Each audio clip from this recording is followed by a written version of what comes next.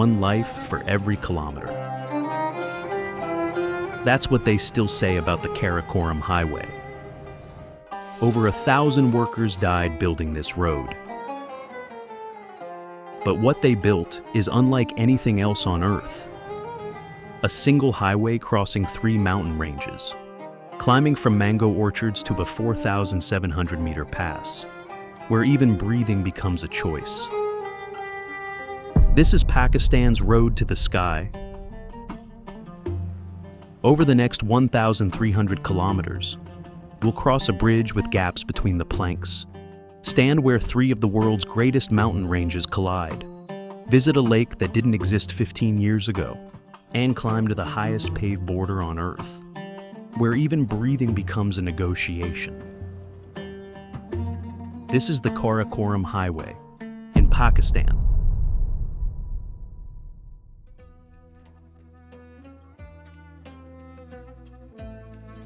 And it all starts with a single road, one that took over 1,000 lives to build. On paper, it is just a national highway, N35. In reality, it is one of the most ambitious mountain roads ever built. The Karakoram Highway runs roughly 1,300 kilometers from the Green Plains near Hassanabad to the 4,700-meter Kunjerab Pass on the Chinese border. It climbs from river valleys where mangoes grow to highlands where only yaks and hardy shrubs survive. Construction started in 1959. It took about 20 years. 24,000 workers, 8,000 tons of explosives, and an uncountable number of landslides. Over 1,000 Pakistani and Chinese workers died blasting this corridor out of unstable rock. Enough that people still say, one life for every kilometer. The highway does not follow the shortest line on the map. It follows the line that the land would allow. That line is older than any border. Long before concrete, merchants picked these same valley floors and passes as the only realistic route between Central Asia and the subcontinent. The highway simply formalized their choices. In places you can look up from the asphalt and see an older track, cut by hooves and bare feet, etched into the mountainside above. A ghost of the Silk Road keeping pace. But the cliffs along this highway hold something even older than the road itself, a guest book, and it's been open for 2,000 years. Along the way, cliffs serve as an archive. More than 20,000 rock carvings and inscriptions. Animals, hunters, Buddhist symbols, names in scripts from forgotten kingdoms turn the roadside into a corridor of stone pages. Travelers from the 2nd century, BCE to the early medieval period left their marks here. They are a guest book for a road that did not yet exist in tar and gravel.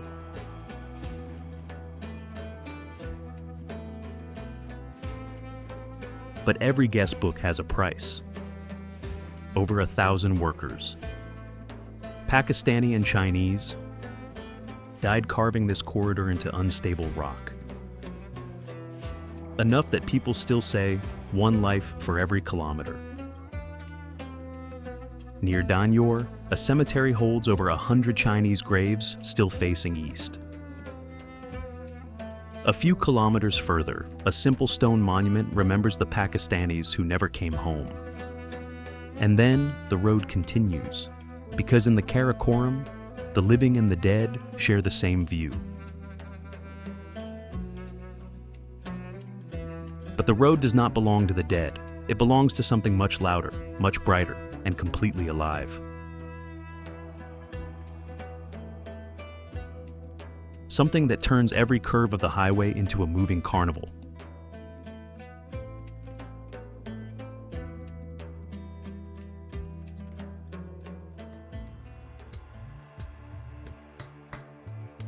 But further north, the road leads to a place where the earth itself refuses to follow the rules.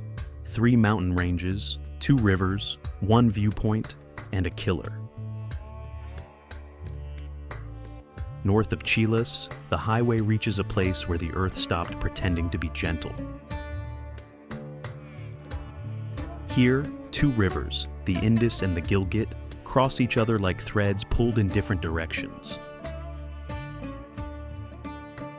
Above them stands Nanga Parbat, 8,126 meters high, the 9th tallest mountain on Earth, and one of the most lethal.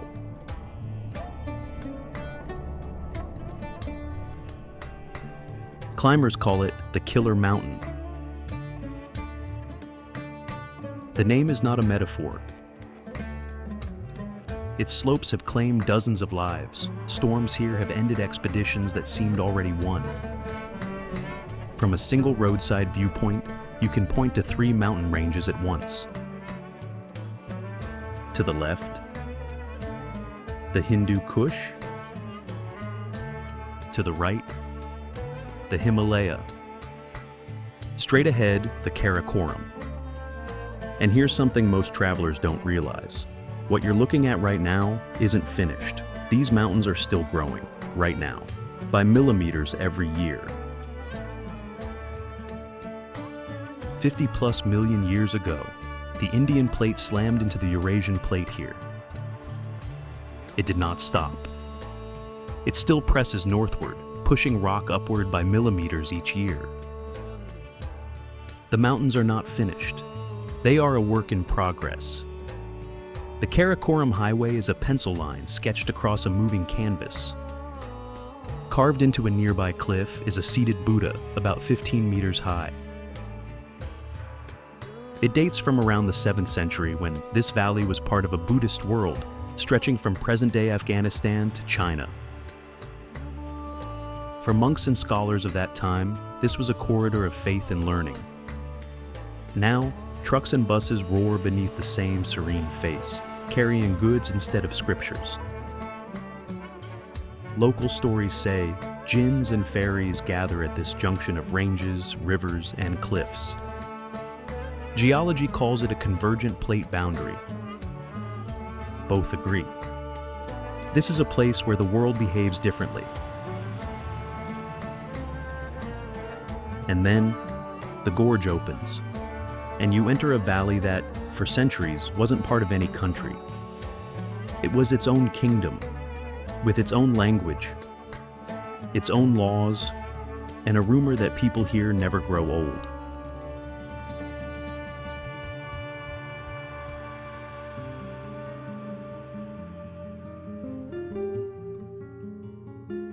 Drive further north, and suddenly the gorge opens.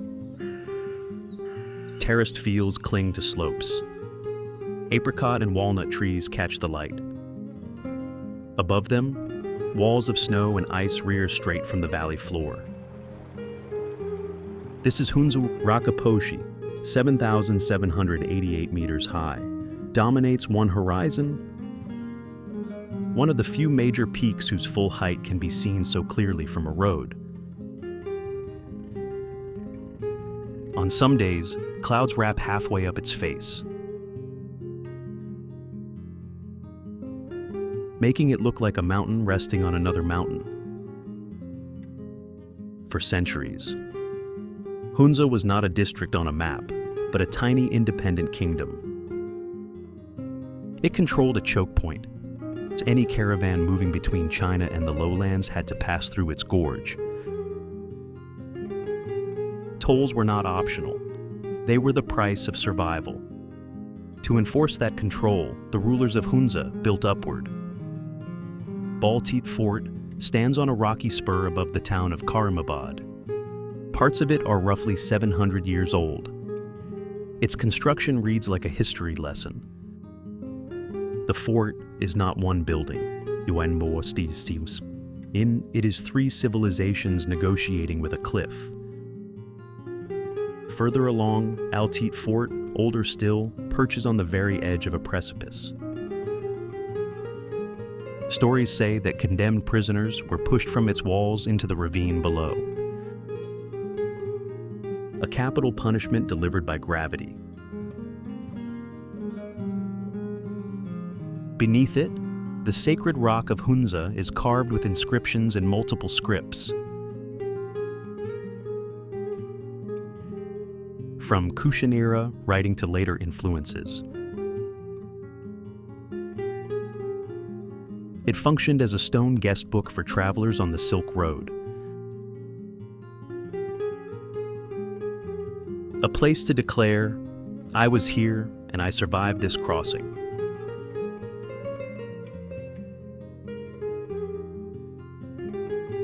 Inside the valley, the people speak Burushaski.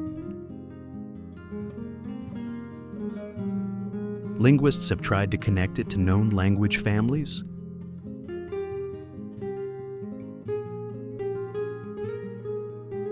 So far, no link has held.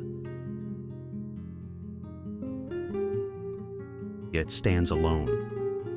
And isolate in a region defined by constant movement and mixing. Persian passed through, as did Sanskrit, Tibetan, Turkic tongues. Burushaski remained. Like a password, the valley refuses to surrender.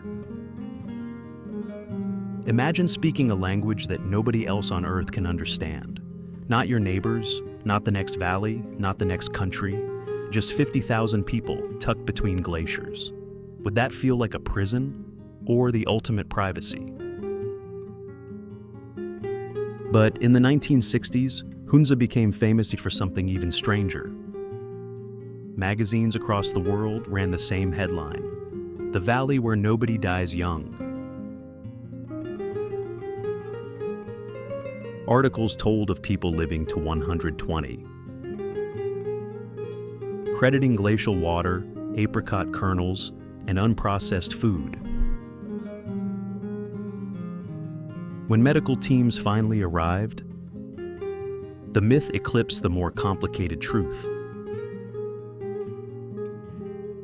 But the story of a hidden valley of ageless people was too good to let go.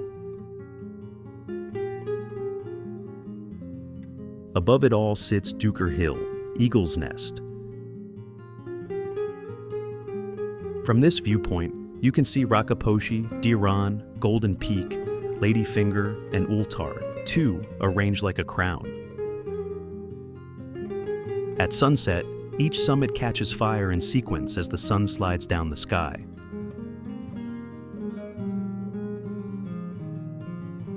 The valley falls into shadow. The peaks stay bright a little longer, then go dark. Less than 1% of travelers will ever see that transition in person. But paradise has a scar. On a single morning in 2010, this valley was rewritten, not by kings or geologists, but by the mountain itself.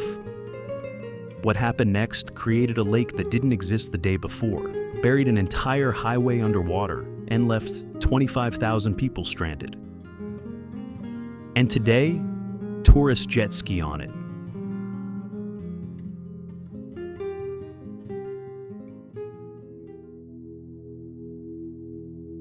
On the 4th of January 2010, the mountain above Attabad moved.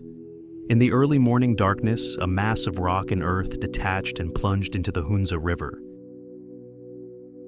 In seconds, homes were crushed, fields buried, and lives lost. But the disaster was not finished. The landslide blocked the river completely.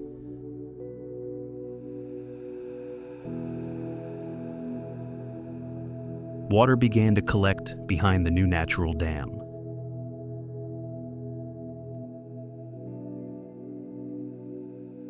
Each day, the surface rose, meter by meter, engulfing orchards, roads, and then entire villages. By the time it stabilized months later, A new body of water stretched around 19 kilometers. Attabad Lake did not exist on any previous map. Now it covered over 19 kilometers of the Karakoram Highway and several communities. Around 25,000 people were cut off from road access. For years, the only way through was by boat. Trucks would drive onto barges and float above the drowned highway. Passing over rooftops that older residents could still picture perfectly in their minds. How do you grieve a village that's still there, just underwater?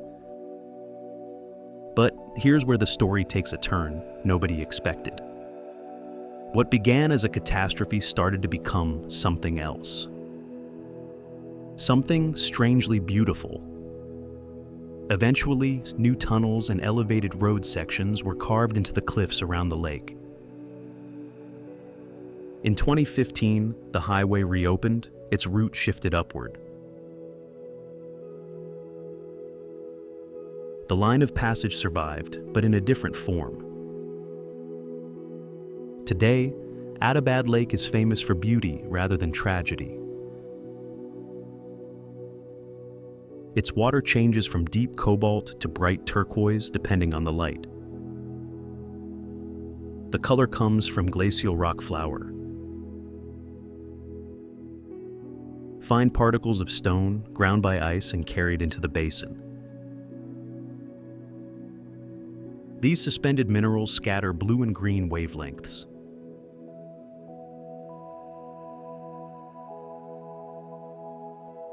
Turning the lake into a gigantic accidental gemstone. Hotels, cafes, and boat operators now ring the shore. Jet skis leave white scars on the water's surface. Children learn to swim in a lake that buried their grandparents' fields.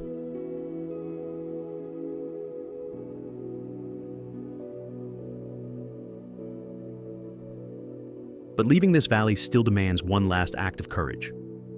A bridge. 200 meters of swinging planks. And nothing between your feet and the river but air.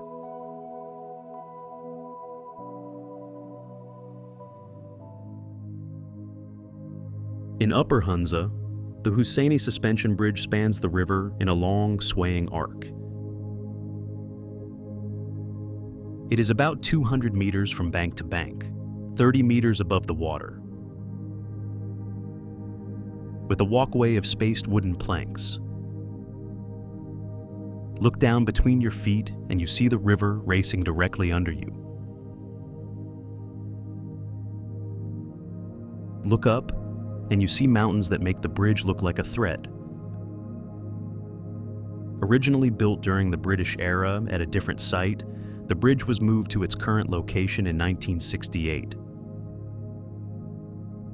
A caretaker controls how many people step onto it at once and stops anyone from shaking it on purpose. In a place where avalanches and rockfall are beyond human control,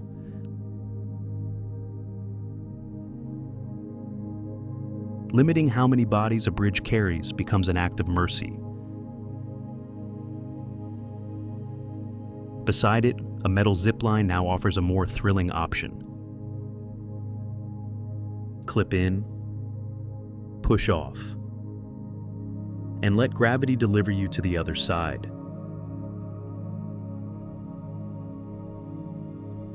Two ways to answer the same question. How do you cross a river that does not want to be crossed? Not far away lies the village of Pasu, and above it, one of the Karakoram's most iconic skylines. The Pasu Glacier sprawls down from the high peaks, seemingly motionless. Behind it rise the Pasu Cones, or Pasu Cathedral, a line of sharp rock spires gnawing at the clouds. To tourists, the glacier looks still, safe, photographable. To locals, it is alive. Glaciers here behave differently than many elsewhere. While much of the world's ice is retreating, a number of Karakoram glaciers are stable or advancing. In the early 2000s, the Pasu Glacier reportedly surged forward, temporarily blocking the highway and frightening the communities below. Stories in the area speak of spirits in the ice, beings that lure strangers into crevasses or lead them onto unstable ground. These tales are not simply superstition. They are pattern recognition, encoded. To an untrained eye, a glacier can look like a frozen road. To someone raised with these stories, the message is clear.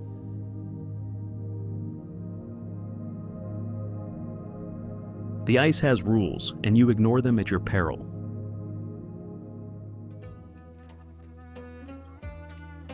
The last stretch of the Karakoram Highway on the Pakistani side climbs into a high, cold world, where the horizon is mostly sky and stone.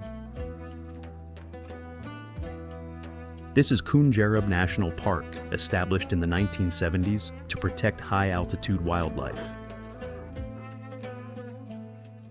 Here, Himalayan ibex pick their way across slopes like gravity is a suggestion. Marco Polo sheep with horns that spiral like carved wood graze in small groups. Snow leopards, rarely seen but always imagined, patrol the rocks with a patience that hunters with rifles can't match.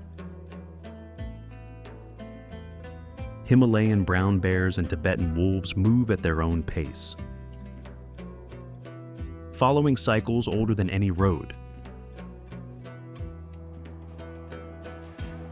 At around 4,700 meters, the highway reaches Kunjerab Pass, the highest paved international border crossing in the world. At this height, your body is quietly dying. Oxygen is 40% scarcer than at sea level. So, why do we keep climbing? Why does the human animal always want to go higher? The highest paved international border crossing in the world. The name is often translated as Valley of Blood.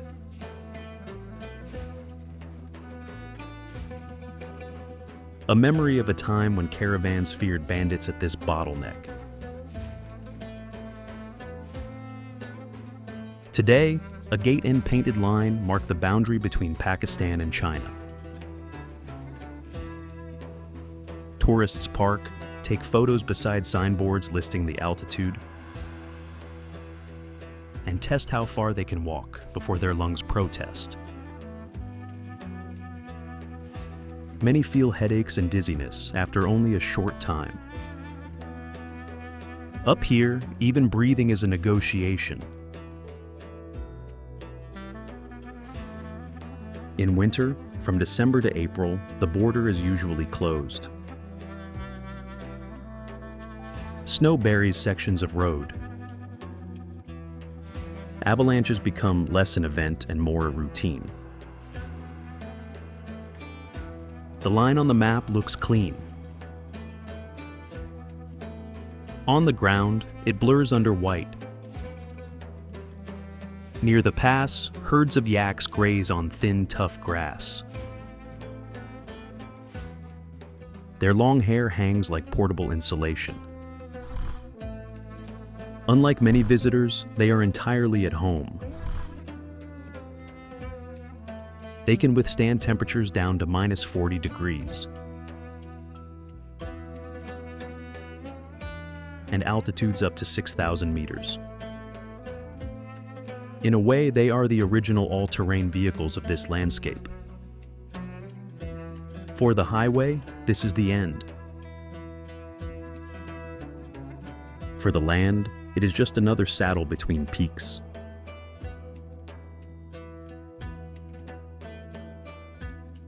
The Karakoram Highway is the most famous thread, but Pakistan is stitched together by many.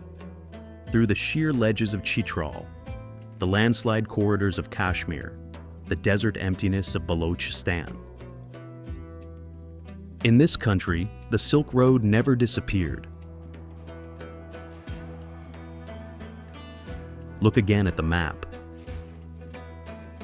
In Pakistan, the Silk Road did not disappear. It lay down and became the ground. It became the ledges that trucks hug. It's the tunnels that reroute traffic around new lakes. The balconies of old forts above ancient paths.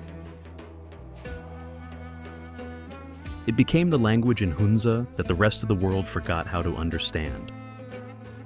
It's the carved Buddha watching over a highway. The stories of spirits and glaciers and bandits it passes. And always beyond the last turn.